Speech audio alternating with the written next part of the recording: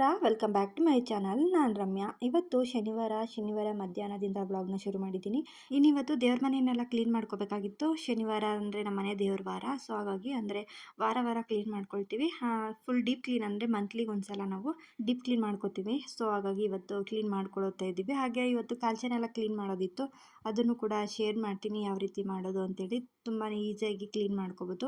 So ಎಲ್ಲೂ ಕೂಡ skip ಮಾಡಿದೆ ವಿಡಿಯೋನ ಪೂರ್ತಿಯಾಗಿ ನೋಡಿ. ಇನ್ ಕೇಸ್ ಈ ವಿಡಿಯೋ ನಿಮ್ಗೆ ಇಷ್ಟ ಆಯಿತು ಅಂದರೆ ಲೈಕ್ ಮಾಡಿ, ಶೇರ್ ಮಾಡಿ, ಕಮೆಂಟ್ ಮಾಡಿ. ಹಾಗೆ ನಮ್ಮ ಚಾನಲ್ನ ಇನ್ನೂ ಯಾರೆಲ್ಲ ಸಬ್ಸ್ಕ್ರೈಬ್ ಮಾಡದೆ ನೋಡ್ತಾ ಇದ್ದೀರೋ ದಯವಿಟ್ಟು ಸಬ್ಸ್ಕ್ರೈಬ್ ಮಾಡ್ಕೊಂಡು ನೋಡಿ ಅಂತ ಹೇಳ್ತಾ ಈ ವಿಡಿಯೋನ ಶುರು ಮಾಡ್ತೀನಿ. ಮೊದಲಿಗೆ ನನ್ನ ತಂಗಿ ಇವಾಗ ದೇವ್ರ ಫೋಟೋನೆಲ್ಲ ಎತ್ತಿಟ್ಟು ಇವಾಗ ದೇವ್ರ ಮನೆಯನ್ನೆಲ್ಲ ಕ್ಲೀನ್ ಮಾಡ್ಕೊತಾ ಇದ್ದಾಳೆ.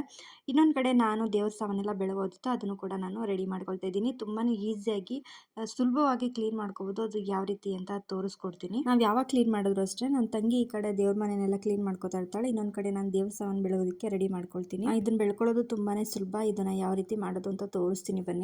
ನಾನು ಒಂಥರ ಪೇಸ್ಟ್ ತರ ಮಾಡ್ಕೋತೀನಿ, ತುಂಬಾ ಚೆನ್ನಾಗಿ ಕ್ಲೀನ್ ಆಗುತ್ತೆ ಈ ರೀತಿ ಮಾಡೋದ್ರಿಂದ.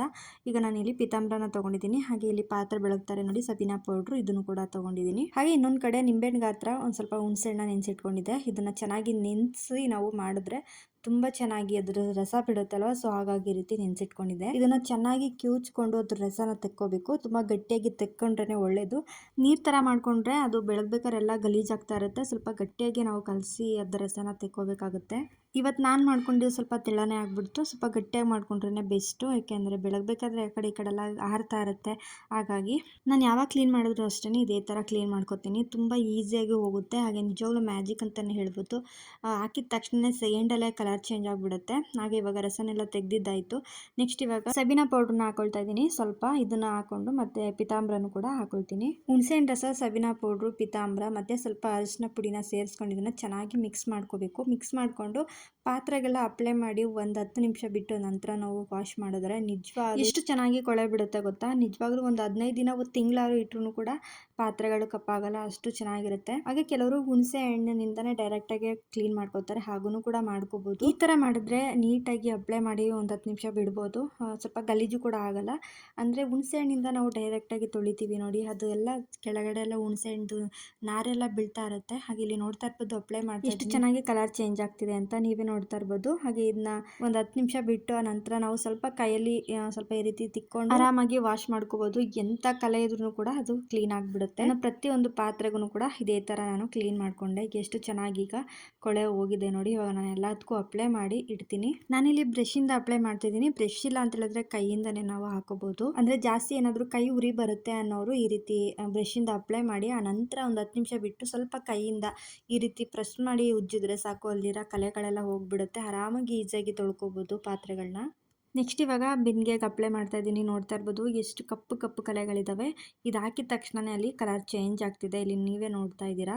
ಜಸ್ಟ್ ಅಪ್ಲೈ ಮಾಡಿದ ತಕ್ಷಣ ಅಲ್ಲಿ ಕಲರ್ ಚೇಂಜ್ ಆಗಿಬಿಡುತ್ತೆ. ನಾವು ಆರಾಮಾಗಿ ಕ್ಲೀನ್ ಮಾಡ್ಕೊಬಿಡ್ಬೋದು. ನಿಜವಾಗ್ಲೂ ಒಂದು 15 ನಿಮಿಷ ಕೊಟ್ಟರೆ ಸಾಕು, ಬೇಗನೆ ದೇವ್ರ ಮನೆ ಪಾತ್ರೆಗಳೆಲ್ಲ ಕ್ಲೀನ್ ಆಗಿಬಿಡುತ್ತೆ. ಹೀಗೆ ಇಲ್ಲಿ ನೋಡ್ತಾ ಇರೋದು ಅಂದರೆ ಲೈಟ್ ಬೆಳಗಾಗಿ ಇಲ್ಲಿ ಸರಿಯಾಗಿ ಕಾಣಿಸ್ತಾ ಇಲ್ಲ, ಮತ್ತೆ ತೋರಿಸ್ತೀನಿ ನೋಡಿ. ಇಲ್ಲಿ ಅಂದರೆ ಕೆಳಗಡೆ ಸೈಡ್ ಹಾಕಿ ತುಂಬ ಕಪ್ಪಾಗಿರುತ್ತೆ. ಯಾಕೆಂದರೆ ಸ್ವಲ್ಪ ನೀರು ಏನಾದ್ರು ಬಿದ್ದಿದ್ರು ಸಹ ಆ ಜಾಗದಲ್ಲೆಲ್ಲ ಕಪ್ಪು ಕಲೆಗಳ ಥರ ಆಗಿಬಿಟ್ಟಿರುತ್ತೆ. ಅದನ್ನೆಲ್ಲ ಕ್ಲೀನ್ ಮಾಡೋಷ್ಟರಲ್ಲಿ ಸಾಕಾಗ್ಬಿಡುತ್ತೆ ನಿಜವಾಗ್ಲೂ. ಅದಕ್ಕೋಸ್ಕರ ಈ ಟಿಪ್ನ ಫಾಲೋ ಮಾಡಿ ಖಂಡಿತವಾಗ್ಲೂ ನೀಟಾಗಿ ಕ್ಲೀನ್ ಮಾಡ್ಕೋಬೋದು. ಹಾಗೆ ಇಲ್ಲಿ ನೋಡ್ತಾ ಇರ್ಬೋದು, ಇಲ್ಲಿ ಸ್ವಲ್ಪ ಕಾಣಿಸ್ತಾ ಇದೆ. ಇಲ್ಲಿ ನೋಡಿ, ಆ ಸೈಡೇ ಬೇರೆ ಕಲರ್ ಇದೆ, ಈ ಸೈಡೇ ಬೇರೆ ಕಲರ್ ಇದೆ. ನೀವೇ ನೋಡಿದ್ರಿ ಅಲ್ವಾ. ಸೊ ನೀವು ಒಂದ್ಸಲ ಟ್ರೈ ಮಾಡಿ ಈಗ ಬಂತು ಅಂತ ಕಮೆಂಟ್ ಮಾಡಿ ತಿಳಿಸಿ, ಓಕೆನಾ. ನಾನಿವಾಗ ಪ್ರತಿಯೊಂದು ಪಾತ್ರೆಗಳನ್ನು ಕೂಡ ಇದೇ ಥರ ನಾನು ವಾಶ್ ಮಾಡಿಕೊಂಡೆ.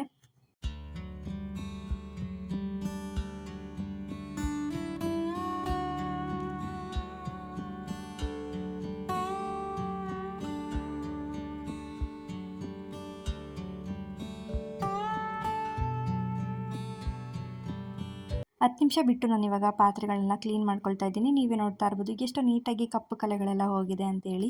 ಹಾಗೆ ಇವತ್ತು ಮೈಸೂರಿಂದ ಸ್ವೀಟ್ನ ತರಿಸಿದ್ರು, ಚಂಪಾಕಲಿ. ಇದು 1 ಪೀಸ್ಗೆ 10 ರೂಪಾಯಿ ಅಂತೆ. ಹೊಸ ಅಂಗಡಿ ಅಂದರೆ ಆಫರ್ ಬಿಟ್ಟಿದ್ರು. 1 kg ತೊಗೊಂಡ್ರೆ ಅರ್ಧ kg ಫ್ರೀ ಅಂತೇಳಿ 1 kgಗೆ 300 ರೂಪೀಸ್ ಅಂತೆ. ಸೊ ಇವತ್ತು ತರಿಸಿದ್ರು, ಅಂದರೆ ಆಫರ್ ಎಲ್ಲ ಮುಗ್ದೋಗಿತ್ತು. 31ನೇ ತಾರೀಕಿಗೆ ಲಾಸ್ಟ್ ಡೇಟು ಅಂತ ಹೇಳಿದ್ರಂತೆ. ಹಾಗಾಗಿ ಚಂಪಾಕಲಿನ ತೊಗೊಂಡು ಬಂದಿದ್ರು. ಟೇಸ್ಟ್ ಎಲ್ಲ ಚೆನ್ನಾಗಿತ್ತು, ಆದರೆ ತುಂಬ ಪುಟಾಣಿ ಆಗಿತ್ತು. 10 ರೂಪೀಸ್ ಅಂತೆ. ಇನ್ನು ಪಾತ್ರೆಗಳಿತ್ತಲ್ವ ಅದನ್ನು ಕೂಡ ಎಲ್ಲ ಕ್ಲೀನ್ ಮಾಡಿಕೊಂಡೆ. ನೋಡ್ತಾ ಇರ್ಬೋದು ಎಷ್ಟು ನೀಟಾಗಿ ಕ್ಲೀನ್ ಆಗಿದೆ ಅಂತೇಳಿ. 10 ನಿಮಿಷ ಬಿಟ್ಟರೆ ಕೈ ನೋಯಿಸ್ಕೊಳ್ದೆ ನಾವು ಆರಾಮಾಗಿ ಪಾತ್ರೆಗಳನ್ನ ಕ್ಲೀನ್ ಮಾಡ್ಬೋದು. ಹೆಣ್ಮಕ್ಳಿಗೆ ತುಂಬ ಒಂದು ಟಾಸ್ಕ್ ಅಂತಲೇ ಹೇಳ್ಬೋದು. ಹಬ್ಬ ಆಡಿ ಬಂದರೆ ದೇವ್ರ ಸಾಮಾನು ತೊಳೆಯೋದೇನೆ ಒಂದು ಕಷ್ಟ ಆಗಿಬಿಟ್ಟಿರುತ್ತೆ. ಹಾಗೆ ಇವಾಗ ನಾನು ಸ್ವಲ್ಪ ದೇವ್ರ ಮೂರ್ತಿಗಳಿರುತ್ತಲ್ವ ಅದನ್ನು ಕ್ಲೀನ್ ಮಾಡ್ಕೊಳ್ಳೋದಕ್ಕೆ ಅಂತೇಳಿ ಪ್ರೆಸ್ನ ತರಿಸ್ಕೊಂಡಿದ್ದೆ. ಹಳೇದು ಇತ್ತು, ಅದು ಹಾಳಾಗಿತ್ತು, ಹಾಗಾಗಿ ಒಂದು ಹೊಸದನ್ನ ತರಿಸ್ಕೊಂಡು ಇವಾಗ ಅದನ್ನು ಕೂಡ ಎಲ್ಲ ಕ್ಲೀನ್ ಮಾಡ್ಕೊಳ್ತಿದ್ದೀನಿ. ಅಂದರೆ ಇದನ್ನು ಕೈಯಲ್ಲಿ ಕ್ಲೀನ್ ಮಾಡೋದಕ್ಕಾಗಲ್ಲ. ಯಾಕೆ ಅಂತಂದರೆ ಡಿಸೈನ್ ಮಾಡಿರ್ತಾರೆ ಅಲ್ವಾ, ಅಲ್ಲಿ ತುಂಬ ಕೊಳೆ ಕೂತ್ಬಿಟ್ಟಿರುತ್ತೆ. ಎಣ್ಣೆ ಜಿಡ್ಡಾಗಿರ್ಬೋದು, ಒಂಥರ ಧೂಳೆಲ್ಲ ಕೂತಿರುತ್ತೆ ಅಲ್ವಾ, ಅದನ್ನು ಕೈಯಿಂದ ಅಂತೂ ಕ್ಲೀನ್ ಮಾಡೋದಕ್ಕಾಗಲ್ಲ. ಹಾಗಾಗಿ ಈ ರೀತಿ ಬ್ರಷ್ಷಿಂದ ನಾವು ಕ್ಲೀನ್ ಮಾಡಿಕೊಂಡ್ರೆ ಅದು ನೀಟಾಗಿ ಕ್ಲೀನ್ ಆಗುತ್ತೆ. ಪ್ರತಿಯೊಂದು ಪುಟಾಣಿಯಾಗಿರುವಂತಹ ಮೂರ್ತಿಗಳನ್ನು ಕೂಡ ಇದೇ ಥರ ನಾನು ಕ್ಲೀನ್ ಮಾಡ್ಕೋತೀನಿ. ಇದಕ್ಕೂ ಅಷ್ಟೇ ನೀಟಾಗಿ ನಾನು ಇವಾಗ ಏನು ಪೇಸ್ಟ್ ಮಾಡ್ಕೊಂಡಿದ್ದೆ ಅದನ್ನೆಲ್ಲ ಅಪ್ಲೈ ಮಾಡಿ ಒಂದು 10 ನಿಮಿಷ ಬಿಟ್ಟು ಇವಾಗ ಕ್ಲೀನ್ ಮಾಡ್ಕೊಳ್ತಾ ಇದ್ದೀನಿ.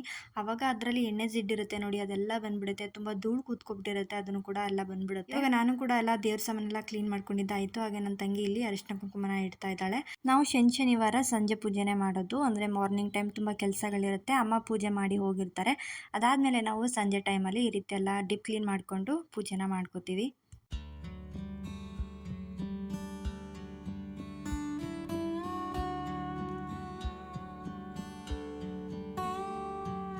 ಇನ್ನು ದೇವ್ರ ಪಾತ್ರೆಗಳೆಲ್ಲ ಕ್ಲೀನ್ ಮಾಡಿ ದೇವ್ರ ಮನೇಲೂ ಕೂಡ ಇಟ್ಟಿದ್ದಾಯಿತು. ನೆಕ್ಸ್ಟ್ ಇವಾಗ ನಾಳೆ ದೇವಸ್ಥಾನಕ್ಕೆ ಹೋಗಬೇಕಾಗಿತ್ತು. ಹಾಗಾಗಿ ಸ್ವಲ್ಪ ಕಾಲ್ಚನೆಲ್ಲ ತುಂಬ ಕಪ್ಪಾಗಿತ್ತು, ತುಂಬ ದಿನ ಆಗಿತ್ತು ಕ್ಲೀನ್ ಮಾಡಿ.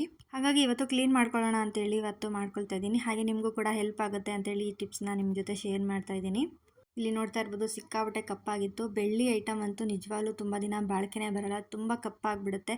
ಹೊಸದ್ರಲ್ಲಿ ಮಾತ್ರ ಅದನ್ನು ನೋಡೋದಕ್ಕೆ ಚೆನ್ನಾಗಿರುತ್ತೆ. ಈ ರೀತಿ ಕಪ್ಪಾಗಿಬಿಟ್ರೆ ಮಾತ್ರ ನೋಡೋದಕ್ಕೆ ಆಗಲ್ಲ, ತುಂಬ ಬೇಗನೆ ಕಪ್ಪಾಗ್ಬಿಡುತ್ತೆ. ಸೊ ಹಾಗಾಗಿ ಈ ರೀತಿ ಕ್ಲೀನ್ ಮಾಡಿಕೊಂಡ್ರೆ ಸುಮಾರು ದಿನನಾದ್ರೂ ಬಾಳಿಕೆ ಬರುತ್ತೆ. ಎಲ್ಲರ ಕಾಲ್ಚೆನೂ ಈಸ್ಕೊಂಡು ಇವತ್ತು ಕ್ಲೀನ್ ಮಾಡ್ಕೊಡ್ತೀನಿ ಕೊಡಿ ಅಂತೇಳಿ ಇವತ್ತು ಈಸ್ಕೊಂಡು ಕ್ಲೀನ್ ಮಾಡ್ತಾ ಇದ್ದೀನಿ. ನಿಜವಾಗ್ಲೂ ಈ ಥರ ಕಪ್ಪಾಗಿದ್ರೆ ಕಾಲಲ್ಲಿ ಹಾಕಿದ್ರೂ ಸಹ ಕಾಣಿಸೋದೇ ಇಲ್ಲ ಕಾಲ್ಚೆನು, ಅಷ್ಟು ಕಪ್ಪಾಗಿ ಕಾಣಿಸ್ತಾ ಇರುತ್ತೆ. ಹಾಗಾಗಿ ಇವತ್ತು ಎಲ್ಲರದೂ ಈಸ್ಕೊಂಡು ಕ್ಲೀನ್ ಮಾಡ್ಕೊಡ್ತೀನಿ ಅಂತೇಳಿ ಇವತ್ತು ಕ್ಲೀನ್ ಮಾಡ್ತಾ ಇದ್ದೀನಿ. ಇಲ್ಲಿ ನೋಡ್ತಾ ಇರ್ಬೋದು ಸಿಕ್ಕಾಬಟ್ಟೆ ಕಪ್ಪಾಗ್ಬಿಟ್ಟಿತ್ತು ಕಾಲ್ಚೆನೆಲ್ಲ. ಅಂದರೆ ತುಂಬ ಅದ್ರ ಕೊಳೆ ಎಲ್ಲ ಕೂತ್ಕೊಬಿಟ್ಟಿರುತ್ತೆ ಡಿಸೈನಲ್ಲಿ.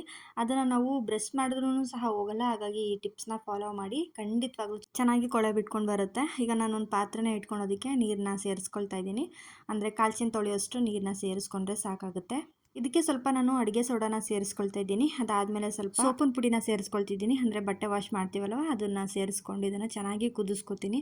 ಇದು ಕುದಿಯೋ ಹಂತದಲ್ಲಿ ನಾವು ಇವಾಗ ಕಾಲ್ಚೆನ ಸೇರಿಸ್ಕೊಂಡ್ರೆ ನಿಜವಾಗ್ಲೂ ಹೇಳ್ತೀನಿ ಅದರಲ್ಲಿರುವಂತಹ ಕೊಳೆಗಳೆಲ್ಲ ನೀರಲ್ಲೇ ಕರಗೋಗ್ಬಿಟ್ಟಿರುತ್ತೆ. ಅದಾದಮೇಲೆ ನಾವು ಸ್ವಲ್ಪ ಲೈಟಾಗಿ ಬ್ರಷಲ್ಲಿ ಉಜ್ಕೊಂಡ್ರೆ ಆಯಿತು. ಎಷ್ಟು ನೀಟಾಗಿ ಕೊಳೆ ಎಲ್ಲ ಬಿಡುತ್ತೆ ಗೊತ್ತಾ. ಪ್ರತಿಯೊಂದು ಬೆಳ್ಳಿ ಐಟಮ್ಗಳನ್ನು ಕೂಡ ಇದೇ ರೀತಿ ಕ್ಲೀನ್ ಮಾಡ್ಕೋಬೋದು. ಹಾಗೆ ಇಲ್ಲಿ ಕಡಗಗಳಿತ್ತು ನಮ್ಮ ಮನೆಯವ್ರದ್ದು, ಸೊ ಇದನ್ನು ಕೂಡ ಸೇರಿಸ್ಕೊಳ್ತಾ ಇದ್ದೀನಿ. ನಮ್ಮ ಮನೆಯವ್ರದ್ದು ಮತ್ತು ಪಾಪದ್ದು, ನಮ್ಮ ನವಿಂದು ಎಲ್ಲರದ್ದು ಇತ್ತು. ಇದನ್ನು ಕೂಡ ಸೇರಿಸ್ಕೊಂಡು ಚೆನ್ನಾಗಿ ಇದನ್ನ ಒಂದು 5 ನಿಮಿಷ ಕುದಿಸ್ಕೊಂಡ್ರೆ ಸಾಕಾಗುತ್ತೆ. ಅದರಲ್ಲಿರುವಂಥ ಕೊಳೆಗಳೆಲ್ಲ ಕರಗಿ ಅದರಲ್ಲಿ ನೀರಲ್ಲೇ ಹೋಗ್ಬಿಟ್ಟಿರುತ್ತೆ. ನಾನು ಮೊದಲು ಒಂದು ಟಿಪ್ಸ್ನ ಶೇರ್ ಮಾಡಿದ್ದೆ, ಬೇಕಾದ್ರೆ ಅದನ್ನ ಐಕಾರ್ಡ್ಲಿ ಹಾಕಿರ್ತೀನಿ, ನೀವು ನೋಡ್ಬೋದು. ಹಾಗೆ ಎಂಡ್ ಸ್ಕ್ರೀನಲ್ಲೂ ಹಾಕಿರ್ತೀನಿ, ನೀವು ಚೆಕ್ ಮಾಡ್ಬೋದು. ಹಾಗೆ ನಾನು ಮೊದಲೊಂದ್ಸಲ ಈ ಥರ ಟಿಪ್ಸ್ನ ಶೇರ್ ಮಾಡಿದ್ದೆ, ಅದು ಅಷ್ಟೇ ತುಂಬ ಚೆನ್ನಾಗಿದೆ, ಈಸಿ ಟಿಪ್ಸು, ಒಂದ್ಸಲ ಚೆಕ್ ಮಾಡಿ. ಹಾಗೆ ಇದೆಲ್ಲ ಸ್ವಲ್ಪ ತಣ್ಣಗಾದ್ಮೇಲೆ ಎತ್ತಿಟ್ಕೊಂಡು ಇವಾಗ ಅದಕ್ಕೆ ಸ್ವಲ್ಪ ಶಾಂಪೂನ ಸೇರಿಸ್ಕೊಂಡು ಹಾಗೆ ಸ್ವಲ್ಪ ಅಡುಗೆ ಸೋಡಾನು ಕೂಡ ಇದಕ್ಕೆ ಸೇರಿಸಿ ಚೆನ್ನಾಗಿ ಇದನ್ನ ಬ್ರಷ್ ಮಾಡ್ಕೊಳ್ತೀನಿ. ಅಂದರೆ ಜಾಸ್ತಿ ಬ್ರಷ್ ಮಾಡಬಾರ್ದು, ಲೈಟಾಗಿ ಈ ರೀತಿ ಬ್ರಷ್ ಮಾಡಿಕೊಂಡ್ರೆ ಅದರಲ್ಲಿರುವಂಥ ಒಳಗಡೆ ಕೊಳೆಗಳಿರುತ್ತೆ ನೋಡಿ, ಅದೆಲ್ಲ ರಿಮೂವ್ ಆಗಿಬಿಡುತ್ತೆ. ನಾವೇನು ಮಾಡ್ತೀವಿ ಅಂದರೆ ಕೊಳೆ ಹೋಗಲ್ಲ ಅಂತೇಳಿ ತುಂಬಾ ರಬ್ ಮಾಡ್ತೀವಿ. ಅವಾಗ ಏನಾಗುತ್ತೆ ಕಾಲ್ಚೆನೆಲ್ಲ ಕಿತ್ತೋಗ್ಬಿಟ್ಟಿರುತ್ತೆ. ಈ ರೀತಿ ಅಂದರೆ ಚೈನ್ ಸ್ಟೆಪ್ ಬೈ ಸ್ಟೆಪ್ ಇರುತ್ತೆ ನೋಡಿ, ಅಂಥ ಚೈನ್ಗಳು ಅಂತೂ ಬಾಳಕೆನೇ ಬರಲ್ಲ, ಕಟ್ ಆಗಿಬಿಡ್ತಾ ಇರುತ್ತೆ. ಹಾಗಾಗಿ ನಾವು ಜೋಪಾನವಾಗಿ ಇದನ್ನು ಬ್ರಷ್ ಮಾಡ್ಕೋಬೇಕಾಗುತ್ತೆ. ಮೊದಲೇ ಅದು ಕಿತ್ತೋಗ್ಬಿಡ್ತಾ ಇರುತ್ತೆ, ಮತ್ತೆ ಅದು ನಾವು ಬ್ರಷ್ ಮಾಡಿದಾಗ ಏನಾಗುತ್ತೆ ಇನ್ನೂ ಜಾಸ್ತಿ ಕಿತ್ತೋಗೋ ಚಾನ್ಸಸ್ ಇರುತ್ತೆ. ಹಾಗಾಗಿ ಸ್ವಲ್ಪ ಲೈಟಾಗಿ ನಾವು ಬ್ರಷ್ ಮಾಡಿಕೊಂಡ್ರೆ ಆಗುತ್ತೆ.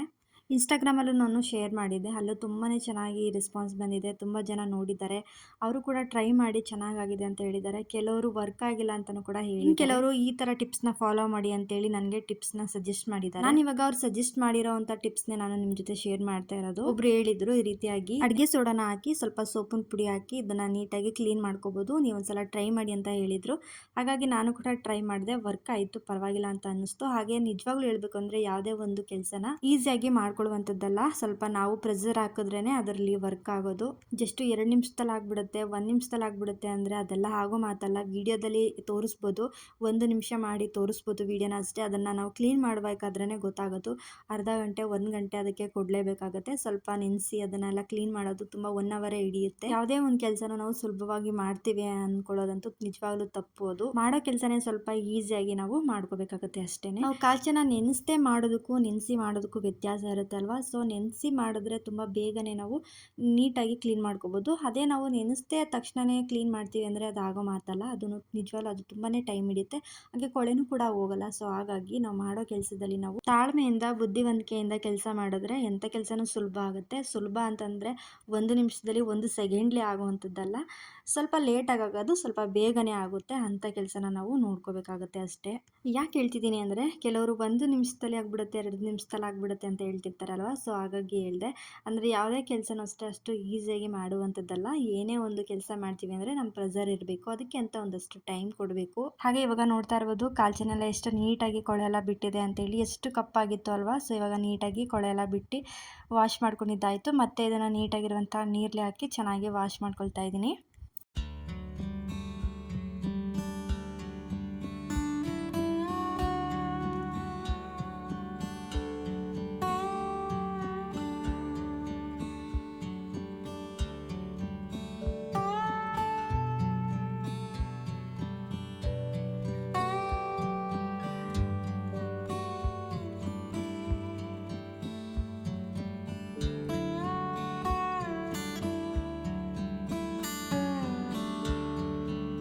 ನೋಡಿದ್ರಿ ಅಲ್ವಾ ಯಾವ ರೀತಿ ಕಾಲ್ಚಿನ ಕ್ಲೀನ್ ಮಾಡೋದು ಅಂತೇಳಿ. ಈ ಟಿಪ್ಸ್ ಇಷ್ಟ ಆಗಿದ್ದರೆ ಕಮೆಂಟ್ ಬಾಕ್ಸಲ್ಲಿ ಕಮೆಂಟ್ ಮಾಡಿ, ನೀವು ಕೂಡ ಟ್ರೈ ಮಾಡಿ ಹೇಗೆ ಬಂತು ಅಂತ ಹೇಳಿ. ಇನ್ನು ಪೂಜೆ ಮಾಡ್ಕೋಬೇಕಾಗಿತ್ತು ಅಲ್ವಾ, ಸಂಜೆ ಪೂಜೆ. ಹಾಗಾಗಿ ಇವಾಗ ಪೂಜೆನೂ ಕೂಡ ಮಾಡ್ಕೊಳ್ತಾ ಇದ್ದೀವಿ.